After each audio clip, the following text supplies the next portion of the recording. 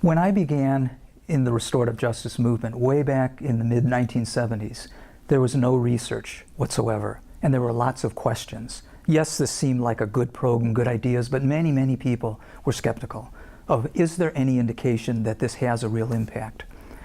Today, I am very confident in saying, after the 4 decades of the restorative justice movement, we have learned a great deal from practice and research from more than 90 studies, all involving different kind of comparison groups.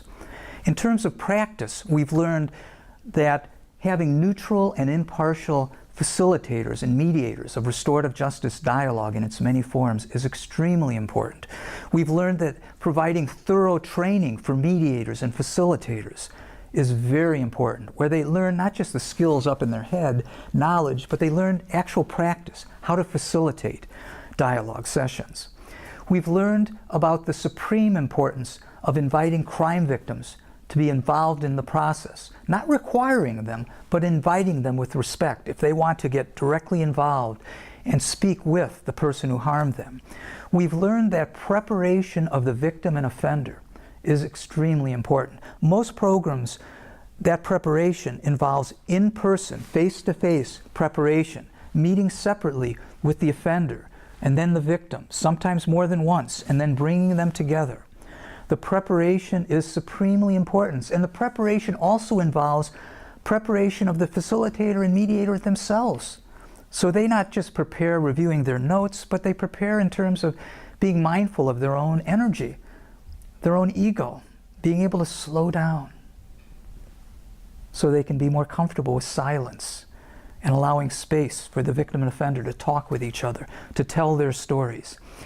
We've learned that the central part of effective restorative dialogue in its many forms is creating a safe place for dialogue, a place where people feel open enough, comfortable enough, respected enough, that they can tell their story, their perspective on what happened, how it impacted them. And related to that, we've learned the enormous healing process of storytelling. Not being focused on just getting settlements, fixing things, developing a reparation plan. Yeah, that's important at a later point, but first providing opportunities for the stories to come out without interruptions, without a lot of active listening and paraphrasing by the mediator, but learning to have a deeper sense of listening. Yes, active listening is important at times, but we've learned even more important is that deeper, heartfelt listening to the stories of others. We've learned that many programs, in fact, most programs over the decades, particularly in this country, have been operated and initiated by private nonprofit organizations and communities, working closely with the criminal justice system, with police departments, with prosecutors, with judges, but having community volunteers, not just paid justice system staff, but community volunteers being trained as the actual facilitators of dialogue or the mediators. We've learned that's extremely important. We've also learned that victim-offender mediation and other forms of restorative dialogue can work at any point in the criminal justice system or the juvenile justice system. A national survey we conducted a number of years ago found that the largest percentage of programs in this country operated at the pretrial diversion level with juveniles. Many programs also work at the point between adjudication but before sentencing or disposition. That's a smaller window of time. And many programs work after it's gone through the court process. It's part of the sentencing or disposition, and the actual dialogue or mediation doesn't occur until after that. We've also learned that it can work with individuals coming out of state institutions or local county institutions, years later even. We've also learned that through practice that restorative dialogue in its many forms can work in many other systems, such as school systems, workplaces, faith communities. In terms of specific research data, we've learned from the 90 different empirical studies in 7 different countries. We've learned consistent findings of high levels of victim satisfaction, offender satisfaction, perceptions of fairness, reduction in recidivism. Let me share with you 3 particularly studies, large studies. They're called meta-analyses. These are studies that pull together a variety of smaller studies blend the data, clean it up, and reanalyze it. The Canadian Department of Justice did one of these meta-analyses back in 2001. It involved 35 studies, primarily of victim offender mediation, a few family group conference studies as well. 26 of these studies focused on youth, 9 with adult. They found a positive impact on victim offender satisfaction with the process, perceptions of fairness. They found a greater sense of restitution completion, not a sense, but a reality, that restitution completion is more likely if the offender goes through a mediation or dialogue process than simply having a judge order the offender to pay restitution. And they found a consistent reduction of recidivism. In 2003, I conducted a large meta-analysis with colleagues at the University of Tennessee. We had a total sample of 9,307 juvenile offenders, roughly half of whom went through the court process, the other half whom went through victim offender mediation. We found a 26% reduction in recidivism, criminal repeating. And we also found for those young offenders who did commit another crime, they committed less serious crimes. A third study, a meta-analysis I'd like to highlight, was conducted in 2007 by Larry Sherman and Heather Strang in England. And this focused on a variety of programs there. And they found there was far more evidence on restorative justice practices than there were for most innovations in criminal justice. And that's been my own experience as a researcher and a practitioner. There are more empirical studies to validate the core effectiveness of restorative justice dialogue, particularly victim offender mediation, family group conferencing, than there are for most programs in the criminal and juvenile justice system that have been supported and funded for year after year after years, many years.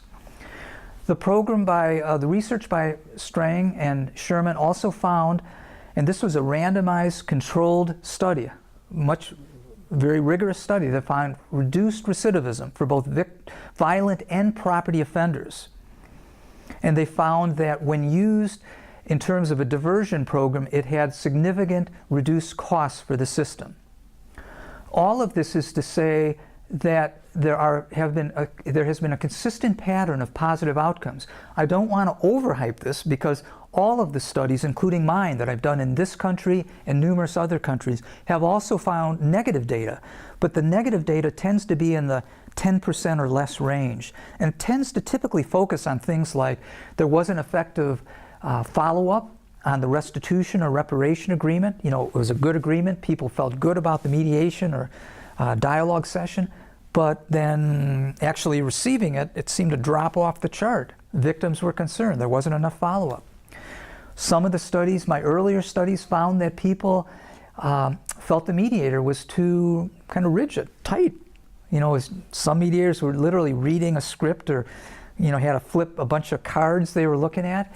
And what we've learned over the years is, yes, it's important for mediators to look over notes, you know, the night before, even the morning before the session.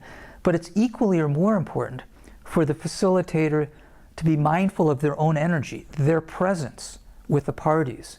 Are they relaxed? Are they at peace? Are they able to slow down? Because the people you're working with will pick that up.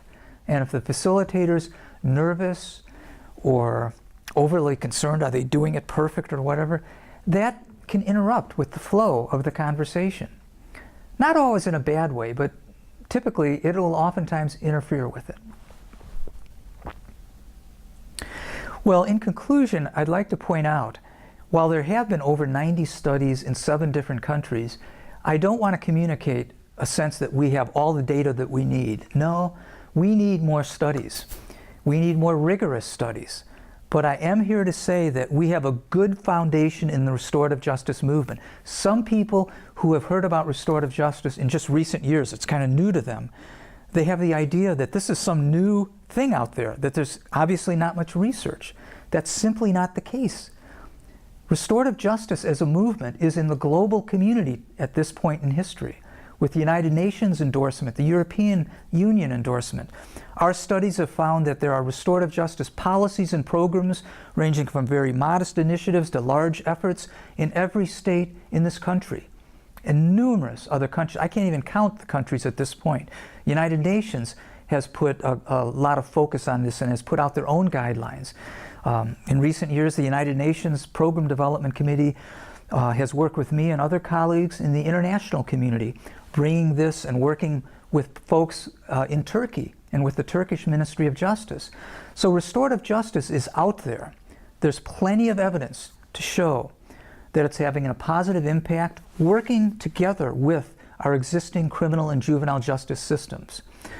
Restorative justice will not work with all cases, but there's clear evidence it can work with many, if not most cases, ranging from the most minor cases, such as shoplifting or vandalism or theft, to the most serious cases, including murder, attempted murder, sexual assault. And I want to be very clear on one point. This is extremely important. The thousands of cases that go into restorative justice programs in this country and other countries, many thousands of cases, over 90%, probably over 95%, are property offenses and minor assaults. But there's a small but growing number of cases that represent very serious and violent crimes such as homicide, attempted homicide, multiple homicide, sexual assault. When I was asked to work with victims of those severely violent cases as a practitioner way back in the 1980s, I was one of 2 or 3 people that were asked to work with people who were seeking healing in their own lives, and part of their healing, they wanted to meet the man or woman in prison that caused all of that terror. In those early years, there was not a single legal jurisdiction in the world, not just in our country, that allowed that kind of process. We had to work it out individually with individual wardens or commission of corrections to get access into the prison. Today, there are more than 27 states in our country, many other countries throughout the world that are opening this process up. And I predict that we'll be seeing far more states in our own country and other countries setting up administrative protocol to allow any victim of crime, of the most serious violent crime, the opportunity to meet the prisoner, if the prisoner is willing, because it's always voluntary, and after lengthy preparation, the process of coming together. And the research I conducted on this, representing the first 2 states in America, Texas and Ohio, that opened up this process, found very positive outcomes in those very serious and violent cases. All of which, again, is to say, restorative justice is a promising practice in the coming years and decades. Yes, we have to be humble on the one sense and realize it's not for all cases, yet on the other hand, we have to take a position of recognizing there is clear empirical evidence. This can have a positive impact on not just the human impact in promoting healing, but also the systemic impact of reduced cost and better use of our resources in our many communities.